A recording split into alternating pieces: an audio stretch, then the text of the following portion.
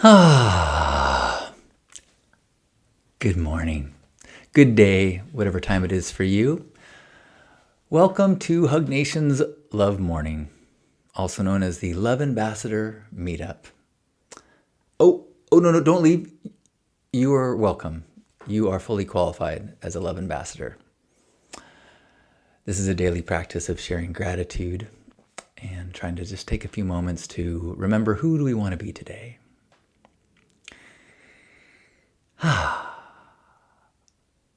We are live on YouTube and on Facebook. And I thought I was having a good hair day, and now it seems a little not so much. It's certainly not subtle. I am John Halcyon-Stin, and I am so pleased to get to spend a few minutes in gratitude, hearing your gratitude, sharing my gratitude, and maybe pondering some thoughts and perspectives that help us feel maybe connected, maybe more grounded, maybe just in a state of self-awareness. And we start with a song that I make up on the spot. Sometimes they're good, but that doesn't happen a lot. And if we share all the things that we're grateful for, it'll make you so excited you jump off the floor. Love morning, love morning, love morning. What are you grateful for? Good morning, Peter. Peter, you are definitely a 5-star love ambassador. Peter says, we are grateful for your efforts, and we actually just tune in to look at your magnificent hair. But don't tell Lisa. Well, I've got a confession about my magnificent hair. I have a bald spot growing that I'm planning to get a hair transplant to fill it in. So I am happy to field questions or judgments or accusations of hypocrisy, whatever you'd like to question or ask. I've been thinking it quite through and looking forward to it as much as one can. Have a minor surgery on your head. Good morning, Michael. Michael says, I took your advice and forgave the person that ripped me off. Well done. You know, I just saw a meme this morning that was a quote. It was like, don't forgive to let people off the hook. Forgive to relieve your heart. Something like that. Michael says, I'm grateful for peace of mind. Nice. Yeah, it's, would you rather be right or would you rather be happy? That's one of those bumper sticker wisdoms that I find to be incredibly profound. Because it's hard to let go of being right, being justified, of things being unfair, until you really think back and go, wait, what is my objective? Do I need to police the world? Do I need to, like, if my objective is peace, is enjoying my life, is keeping an open heart, well, that changes the priorities, and it changes the importance of forgiveness. So thank you for walking the walk, Michael, and giving us an example to chew on yesterday.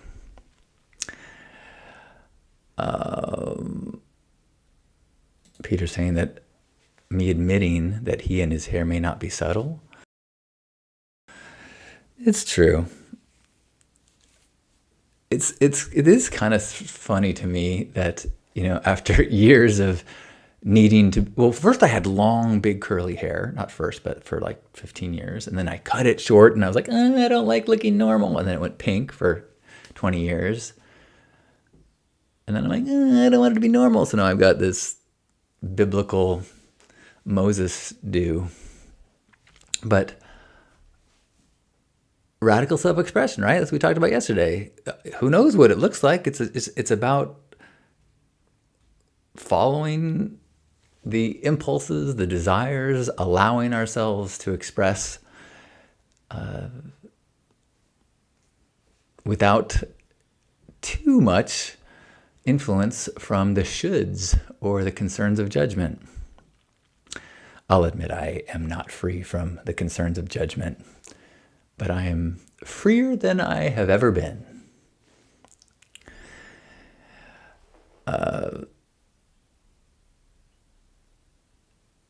Let's see. Peter's recommending minoxidil, which I've tried a little bit. There's also Propecia, which is a pill you can take. But I've got this little... I mean, you totally can't see it if I look at you from the head on. And since I have this fantasy of growing my hair out long one more time before I leave this mortal coil, I thought, you know what? It would be fun to be able to embrace hair expression with full commitment, that, my commitment to being fully present as God made me has never been one of my priorities. Pink hair, permanent eyeliner. I don't have tattoos, but nipple rings. Like I've always embraced the idea of adornment, alteration of this canvas. And so if there's a way to adjust my available paint for this canvas, which would mean creating making the canvas, repairing the canvas so that I can create this look I'm going for, I'm on board.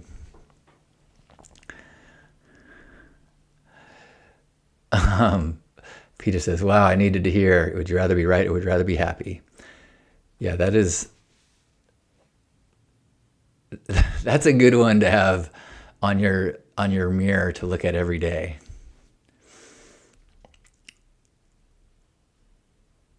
Good morning, Natasha.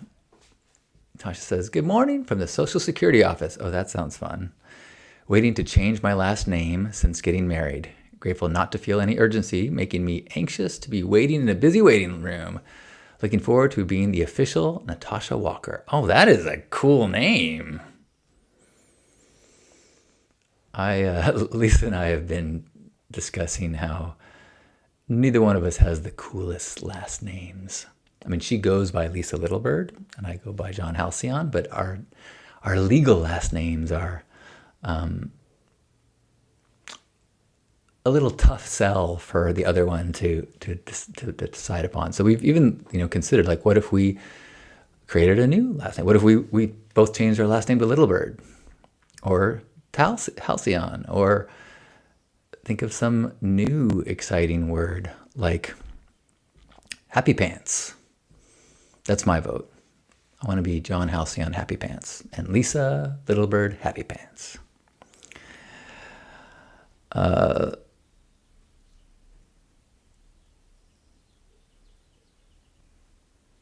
Good morning, high noon. We are all in our places with sunny faces. This is the way to start a beautiful day. We're all in our places with sunny faces. Is that how it goes? I think that I remember that. The song that I remember my grandpa saying is, oh, what a beautiful morning. Oh, what a beautiful day.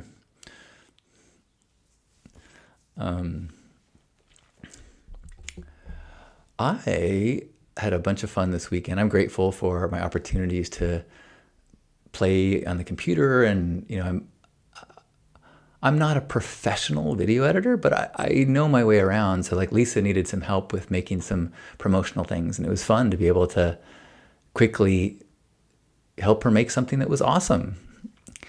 And I also I'm grateful for a video call I had with Asher yesterday, and I got to edit that up a little bit as he was singing nonsense songs and I was dancing. And also, if you've seen any of the Hug Monster videos, there's several where he is responding to videos and questions from a 3-year-old girl named Annika. And she is super adorable. And Annika's father was visiting San Diego, and so when he was by, I recorded a little video just for Annika. That was so fun. I was like,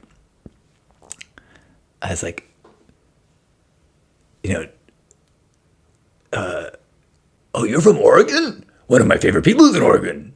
Oh, really? Who is it? Maybe I know her. Annika.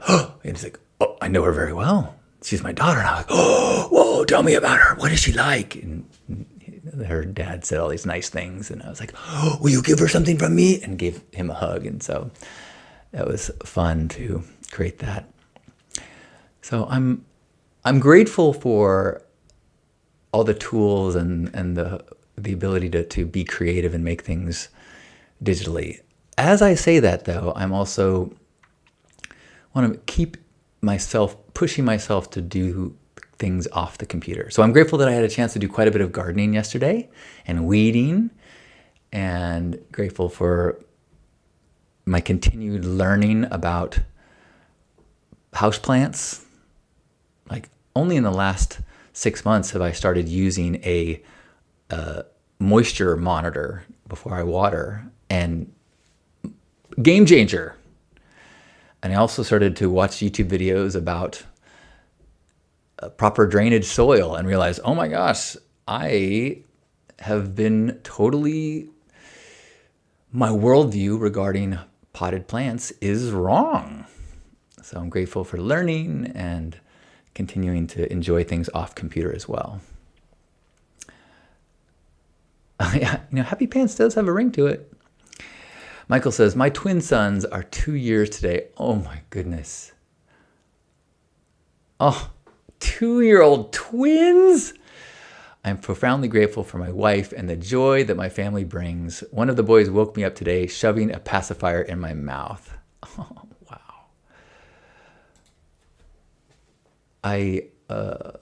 A friend of ours, this story was told to me this morning. I wasn't there, but this 3-year-old girl, she said, babies just fly around until they come down into the world. And her mom's like, you mean they just until they can come into a body? Like, yeah. I'm like, whoa, what a rad thing for a little kid to be expressing. I mean, basically, what it sounded like she's saying, like, spirits, souls exist until they get a chance to drop into a body as a baby. Good morning, Gerbot. High Noon is grateful for a washing machine and a sunny day to dry everything outside. Speaking of outside, I'm grateful for our grill. We got a grill, I think it's a housewarming, and last night I grilled steak, and it was delicious.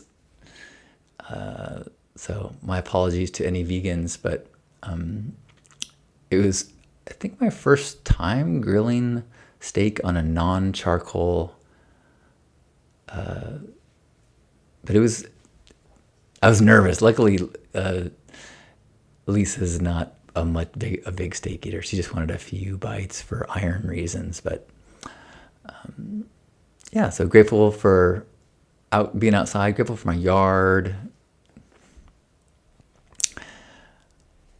Love Monster would be a good last name. You're right, John and Lisa Love Monster. That kind of rolls off the tongue. There was one thing I wanted to talk about. It's just this thought that's been swirling around that I wanted to try to articulate, but we can continue to share gratitudes. I'm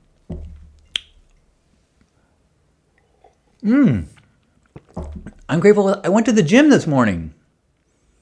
first time, Lisa got me a membership at the local YMCA, or she got us a group couples membership, and it's super intimidating for me.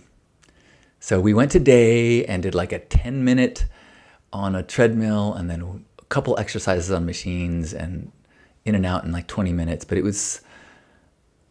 I'm so grateful for her encouragement and grateful for taking a step towards maintaining this body. I've been feeling low-level guilt and shame for not taking more energy and time to take care of this aging body. So grateful for a productive morning already. Gearbot is grateful for a nice day yesterday visiting the Wild Animal Refuge with friends. What was your favorite animal? I am grateful for the podcast, The Emerald. I've only listened to 3 episodes, and I joined the guy's Patreon to support him and his work. Just really, I really appreciate the depth and the perspectives and the humility and the like. It's one of the things that I want to talk about in this kind of Hug Nation book club. Now, he has like discussion groups within his own Patreon. So if it was just going to be an Emerald discussion group, I would say, well, I'll join that. But yeah, there was this one episode yesterday that was pretty deeply spiritual, but there was an idea in it about how the Western mindset is so infused into capitalism that we almost can't help it but value and identify things and steer things into businesses or work opportunities. Like people have a profound experience in a spiritual retreat, or they have a ayahuasca download, or they find a bit of peace and they go, I need to make a program. This could be a career path for me.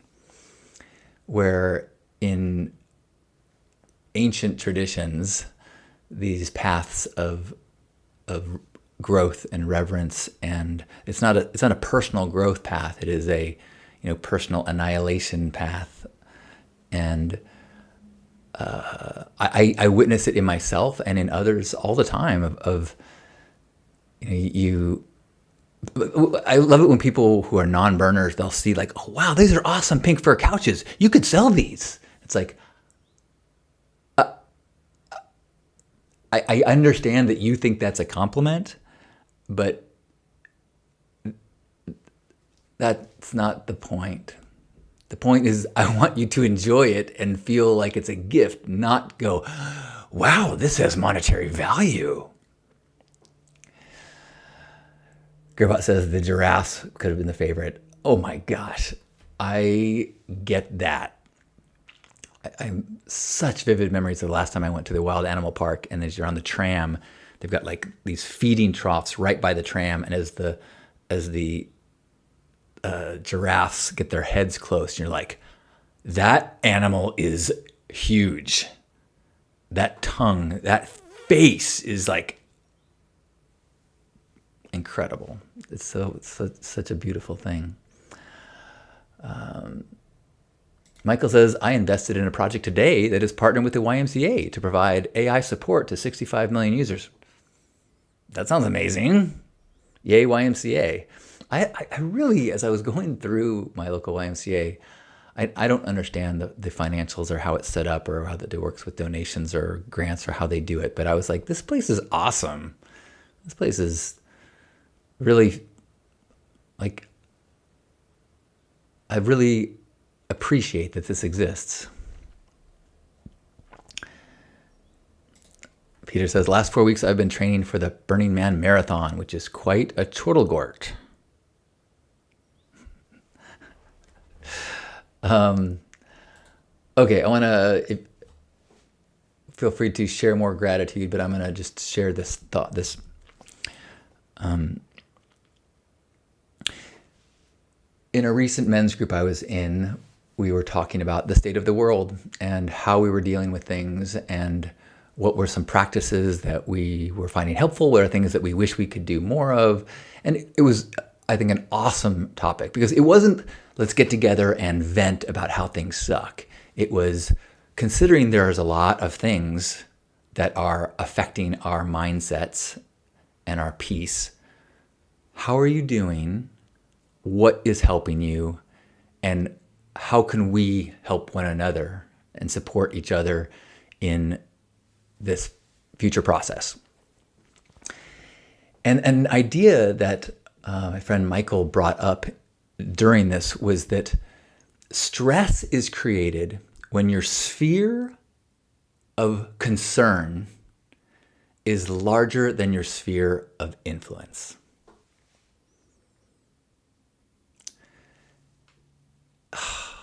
I find that to be so helpful in understanding some of the recent overwhelm. You know, I think I can pretty well settle into a day-to-day existence where I feel empowered by my sphere of influence. And I try to be a love ambassador. I try to be kind and try to role model and try to be patient. And I try to work on my relations and my vocabulary and my communication and try to, in my sphere of influence, try to be the best I can. Try to put the vibrations into the world in a way that I feel proud within my sphere of influence. And then as the news and social media just starts pummeling us with so much that is cause for concern, so much that cannot be ignored, then without realizing it, the responsible thing to do is to okay, now my concern sphere is massive. Like, there are people being sent to El Salvador. There are people who are having their rights infringed upon. There are people who are in danger here. There are financial things happening. There are and it's all true. It's all real things that deserve concern. And so the sphere of concern that I think the average American is dealing with now is massive. And yet our sphere of influence has not changed too much. And so what do? We keep talking about it and telling more and complaining, or I need to stay informed and keep I'm going to repost and share the stuff and keep let's stay aware of all the things we need to be concerned about, which feels productive. It feels responsible,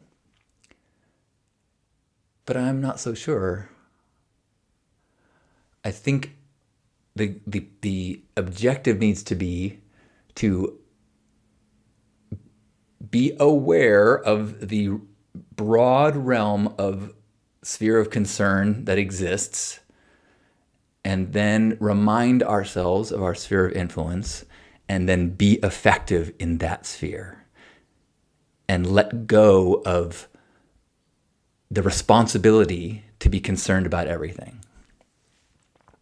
As I say that, I feel like it would be very easy to attack me and say, that is weak, or that is privilege, or that is denying reality. But I think somewhere in this equation is what is required to remain a functional, productive, healthy, energized human being in a world that is full of suffering, injustice, and causes for concern. So, finding a way to let go of the youthful need, desire, belief that you are the hero to save the world, and not falling into the overwhelmed victim of hopelessness and helplessness, to return to a recognition that we do have a sphere of influence. And we really don't know how powerful that is. We are all butterfly wing flapping and causing ripples in the world that could have unimaginable effects. But if we are overwhelmed by the sphere of concern so much that we aren't even putting our love and putting our positivity, putting our energy and our efforts into our sphere of influence, then we've lost. Way better to be a grounded, strong, joyful, peaceful agent of change in your sphere of influence than be a panicked, overwhelmed,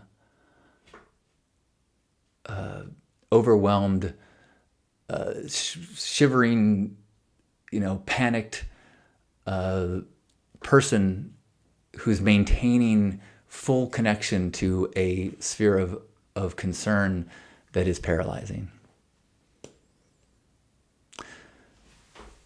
So that's an idea that I think we might be exploring in the men's group that's coming up. I think it's not an exclusively man problem, but I think it is within traditional roles of masculinity and, head of household and caretaker and provider and protector. It can get really overwhelming to feel a subconscious cultural, societal need to be protecting from all concerns and losing track of the reality of our spheres of influence. So how do we do that? I don't know the answer to that. I know that it is a practice, and I think that we can help one another.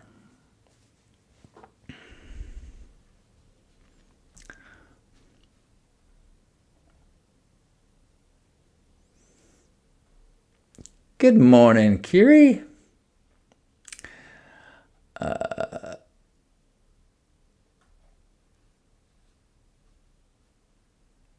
High Moon says, loves the Emerald, also recommends the telepathy tapes.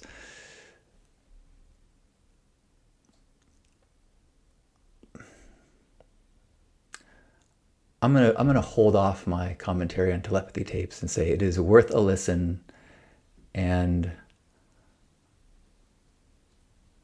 yeah. The Emerald is a podcast. It's not on YouTube, I don't believe. I think it's on, Apple Podcasts, Spotify, most of the whatever you would find your podcasts. Peter says that the YMCA in Santa Monica is incredible and does insanely great work with the people who lack shelter in Santa Monica. Oh, very cool.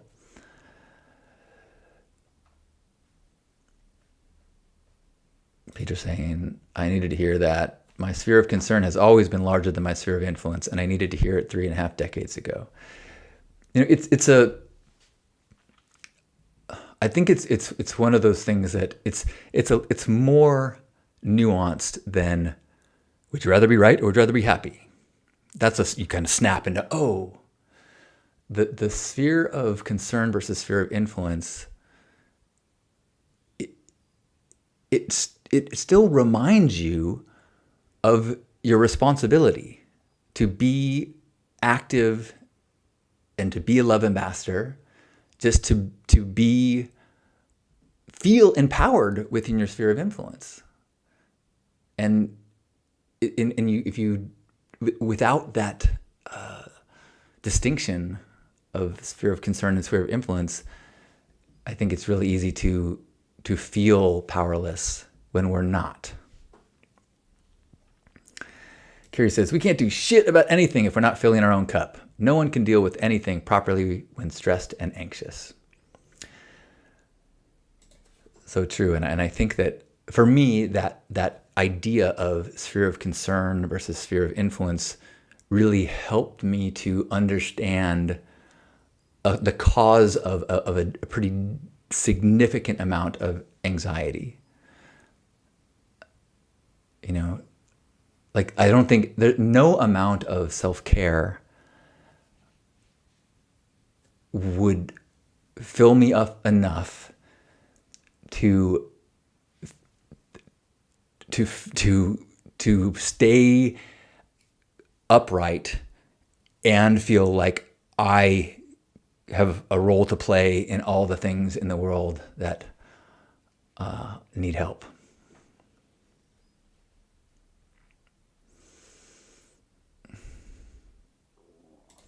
Sherry says, I so agree, Kiri. It's been a major point for me. And I think maybe related to that is our sphere of influence. Within the sphere of influence, a huge part of that sphere of influence is us, our minds, our hearts. So yes, the self-care, the boundaries, the practices of self-care or communication, those are a huge part, I think, of that. I've been becoming aware of, how significant it can be to have people in your life that agree to be partners with you in that process, and to have overt conversations where you're saying, hey, I want what's best for you. I want to support you in your spiritual evolution and your personal growth. And I welcome the communication when you are going through something, or when I say something that contributes to a spiral or something for you. Lisa and I had a last couple of days had a multi-day thing where on a couple of days ago, she shared a thought that she was having, a story that she was having about how something she said affected me. And I assured her that that wasn't true, but something in the way she said it made me feel kind of guilty. And I couldn't quite get my head around was that just all in my head, and so even though she did nothing wrong, a day later I was like, hey, I need to share, so I don't have anything in the box. That's our phrase. Let's keep the box empty. I mean, if you've got thoughts or fears or worries or stories that you're just kind of holding on to and keeping them to yourself because you don't want to upset things, like, if that's the case, get it out of the box. For no other reason than we have faith that keeping the boxes empty is the path to trust and deeper connection. And so, the next day I was like, I want to share that I kind of was affected by that conversation. And what I heard was this, and she was like, she listened and it was like, maybe we can work on wording, and because that was not my intention. I can totally see how it could have been heard that way. And it kind of just to return us to that reminder of we're partners, and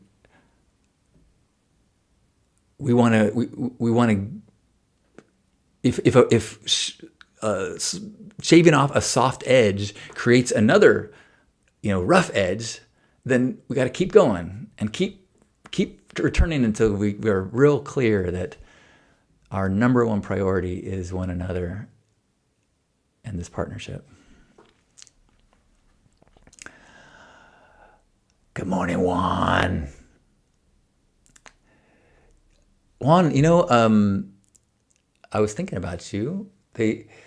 A high school classmate of mine is a local DJ and a 31-year trash collector. And they did a little feature story on him where they followed around for a day, and it was so cool. And he had this total love ambassador attitude of bringing joy into everything he does and feeling full of purpose. And it was there's one thing, when people share personal experiences as demonstrations of ideas, it is so helpful. It's one thing for me to say optimism tax, but if I say this thing happened to me, this is what I went through, this is how it helped, that to me, that is a billion times more beneficial than just here's an idea that you should use. Juan is grateful for family time. Sherry is grateful for my living situation, probably the best roommates ever. That goes a long way. Wonderful house, gorgeous sunrises. I love my current home life. It is carrying me through rough times and other areas of life, to which that is followed by stars, sun, flowers, and waffles.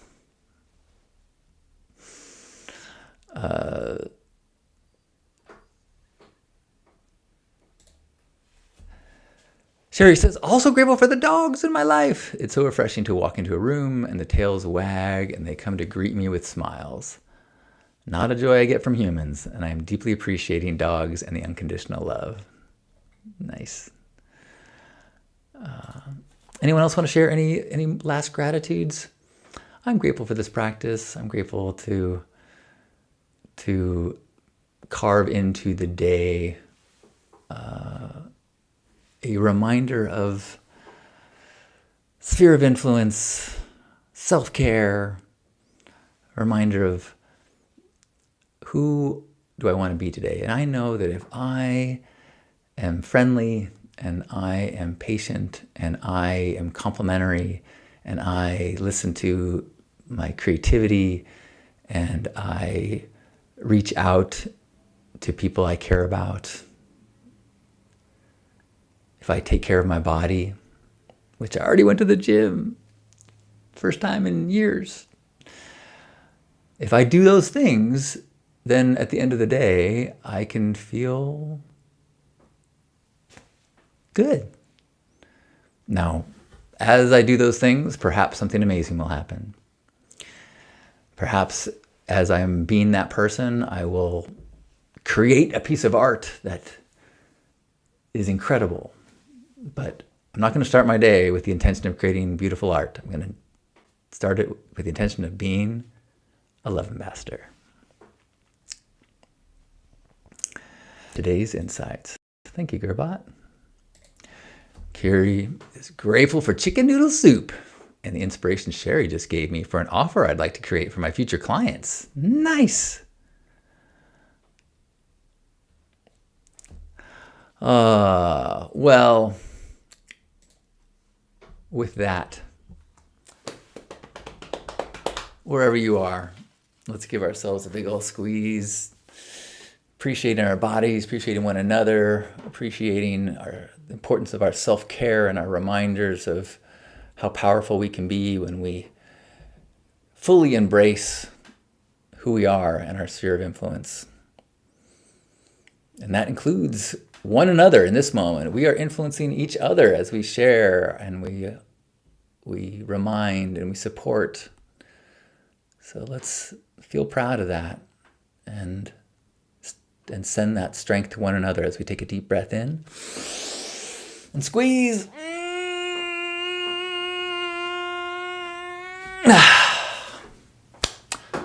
On behalf of Grandpa Caleb, And everybody here, thanks for being a part of our Hug Nation Love Morning. I love you. If you're not on my mailing list, join my Substack. I sent one out this morning. Yeah,